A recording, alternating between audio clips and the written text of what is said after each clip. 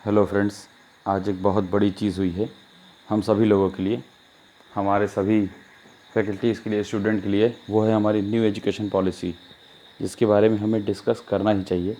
अगर उसको डिस्कस नहीं किया तो फिर आप लोग इसके बारे में जानकारी देना बहुत ज़रूरी है। अलग अलग प्लेटफॉर्म पे अलग अलग तरह की न्यूज़ आ रही होंगी, ठीक है। कुछ ना कुछ यूट्यूब चैनल्स पे भी इसके बारे में न्यूज़ आ रही है, बट उतना बेसिक इन्फॉर्मेशन उन्होंने दिया नहीं है। तो मैंने सारी चीज़ों को कंसील करके अब जो न्यूज़पेपर वगैरह में पढ़ा है और जो भी इन्फॉर्मेशन मेरे पास थी, मैंने कुछ डेटा आपके पास रखा है।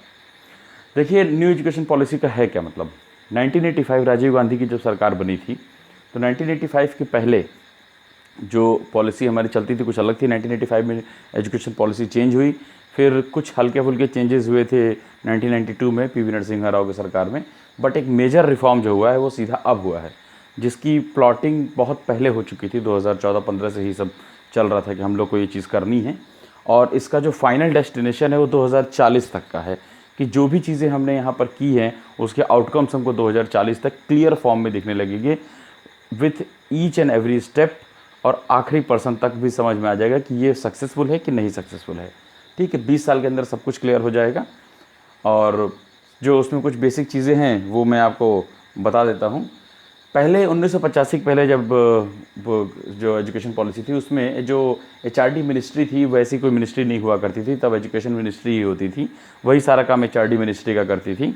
ठीक, अब क्या है कि जब से हमारा ये एजुकेशन पॉलिसी चेंज हुई है, तो अब जो एचआरडी मिनिस्ट्री है वो एजुकेशन मिनिस्ट्री में वापस कन्वर्ट हो गई है। इसके पीछे का लॉजिक ये दिया जाता है कि ह्यूमन रिसोर्स, ह्यूमन को आप रिसोर्स नहीं समझ सकते, तो that is not appropriate word for humans. तो ये सब चीज़ें सामान के संबंध में कही जाती हैं कि ये रिसोर्स, वो रिसोर्स। इंसान को रिसोर्स नहीं है, इंसान रिसोर्स का उपभोग करता है, खुद रिसोर्स नहीं होता। यही पॉलिसी को पीछे लेते हुए एचआरडी का नाम चेंज करके एजुकेशन मिनिस्ट्री में डाल दिया गया है। अब सब कुछ एजुकेशन मिनिस्ट्री के अंदर में आता है। आप सब मुझे कमेंट करके ये बताइए कि इस वक्त इंडिया के एजुकेशन मिनिस्टर कौन है। मुझे इसका आंसर चाहिए आप सभी लोगों से। ठीक है, एक एक करके सारी चीज़ों के ऊपर आते जाते हैं। ठीक है, देखिए, अच्छा, इसके बाद क्या हुआ है कि अब जो भी हमारे सारे जो एग्ज़ाम सिस्टम थे, वो पहले हमारा चलता था 10+2, मतलब 10 साल तक हम सारे कोर्सेज पढ़ेंगे। आगे के 2 साल हम स्ट्रीम चूज़ करेंगे, और उसके बाद अगर ग्रेजुएशन करते हैं बीए बीएससी तो 3 साल का, बीटेक वगैरह करते हैं 4 साल का, और अगर एमबीबीएस करते हैं तो 5 साल का। तो 10+2+3/4/5 ये हमारा एजुकेशन सिस्टम था पहले। लेकिन अब क्या है, अब जो हमारा न्यू पैटर्न जो बन कर आया है वो आ गया है 5+3+3+4 का। यानी इसके बारे में जो भी चीज़ें हैं वो सिलसिलेवार और तरतीबवार मैं आपको क्लियरली समझाता जाता हूँ। पहले 5 साल के लिए जो बच्चे होते हैं वो क्लास 2 तक, यानी सेकंड क्लास तक के जो बच्चे होते हैं, पहले उनकी मॉनिटरिंग की जाएगी। ठीक है, उसके बाद आगे के जो 3 साल होते हैं, ठीक है, आगे के जो आपके 3 साल होते हैं, यानी 6, ये आपके 3 से लेकर 5 तक, यानी क्लास 3 से लेकर क्लास 5 तक उनकी मॉनिटरिंग की जाएगी। और इन सब की मॉनिटरिंग के लिए अलग अलग बॉडीज़ बनाई गई है। ठीक है, जैसे कि ये है आपकी ECCE, yearly childhood care and education. ये जो आपको मैंने बताया था कि पहले 5 साल के लिए ये उसका काम करेगी, और ये डायरेक्ट रिपोर्ट करेगी एजुकेशन मिनिस्ट्री को। और ये सारा जो काम होगा ये आंगनबाड़ी के माध्यम से किया जाएगा। उसके बाद के जो 3 साल, यानी क्लास 3 से लेकर क्लास 5 तक के लिए जो बॉडी होगी वो होगी SSRA, state school regulatory authority. ये इसको मैनेज करेगी। उसके बाद क्लास आगे के जो 3 साल हैं, यानी ये वाले, वो क्लास 6 से लेकर क्लास 8 तक की मॉनिटरिंग होगी।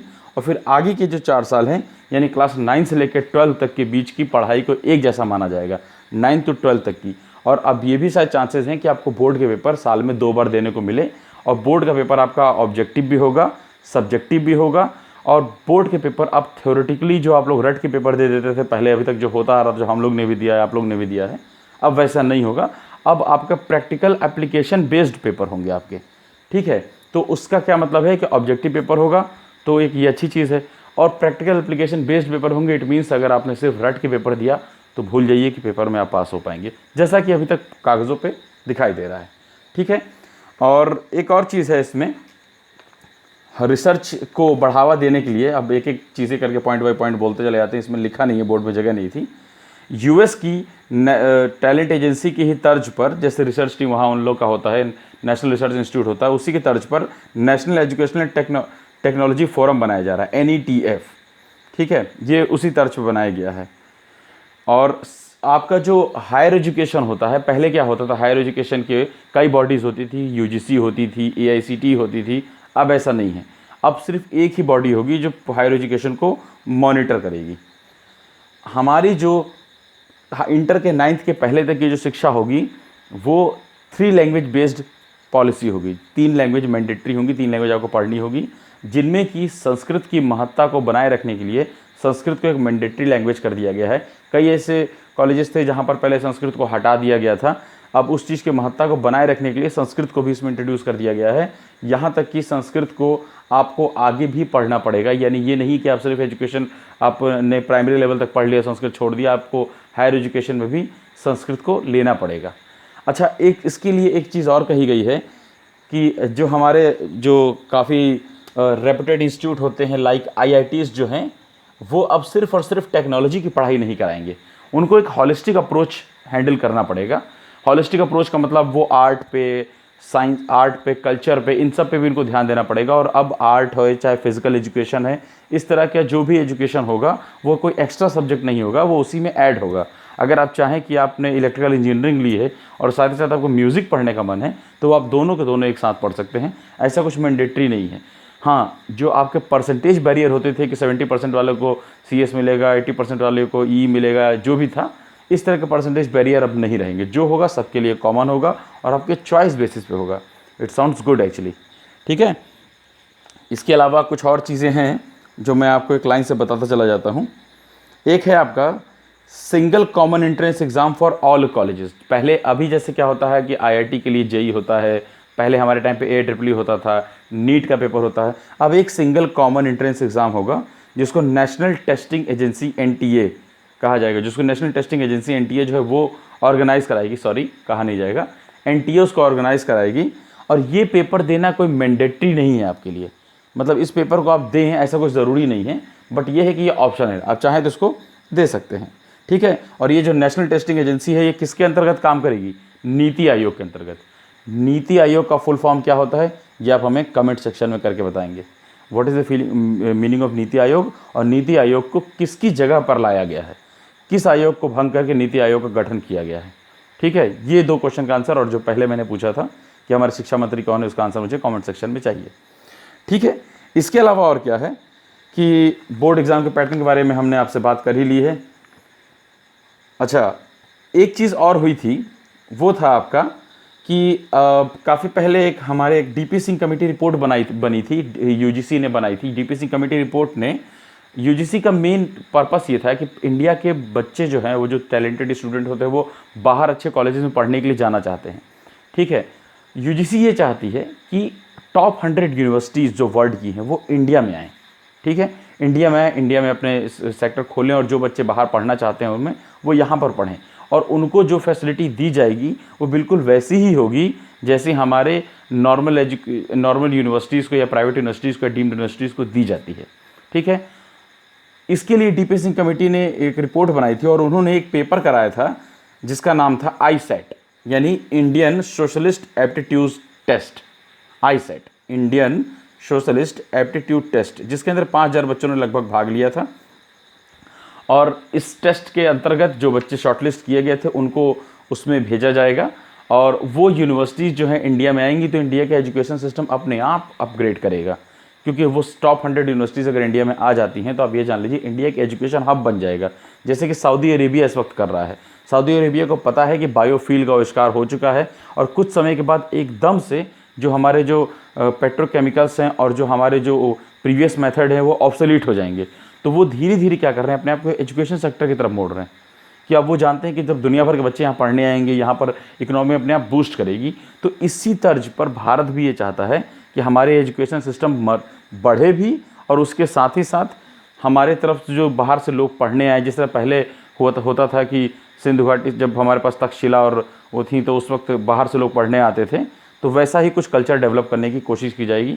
इससे इंडियन स्टूडेंट्स भी उस लेवल को छू पाएंगे, और जो बाहर के लड़के पढ़ने आएंगे उससे हमारी इकोनॉमी भी ग्रो करेगी। काफ़ी अच्छा फैसला है, देखते हैं कि इसके ऊपर क्या होता है, ठीक है। फिलहाल तो जो है सो आपके सामने है। अच्छा, एक चीज़ और है, हमारे देश के अंदर अप्रॉक्सीमेटली अंडर ग्रेजुएट 45,000 से 50,000 कॉलेजेस हैं, जो अंडर ग्रेजुएशन का कोर्स कराते हैं, और इन सब के ऊपर डिफरेंट टाइप के बॉडीज़ जो है इनका कंट्रोल रहता है। आप सिलेबस में चेंज नहीं कर सकते, आप ये नहीं कर सकते, आप वो नहीं कर सकते, दुनियादारी। तो जो छोटे मोटे चेंजेस होते हैं उसमें इन कॉलेजेस को स्वायत्ता, इंडिपेंडेंस दी जाएगी कि आप चाहे तो हल्का फुल्का सिलेबस चेंज कर लीजिए, कुछ अपने पैटर्न बदल सकते हैं। ऐसा ज़रूरी नहीं कि आप इस चीज़ को फॉलो करें, बट स्टिल इन सब के ऊपर एक ही बॉडी गवर्न करेगी।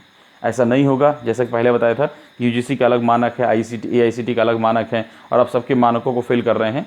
और जो एक्रीडेशन आजकल चल रहा है, जैसे आपने देखा होगा NBA एक्रीडेशन चल रहा है, NAC एक्रीडेशन चल रहा है, ये सारे एक्रीडेशन 2022 तक मैंडेटरी हो जाएंगे सभी कॉलेजेस के लिए जो भी हैं।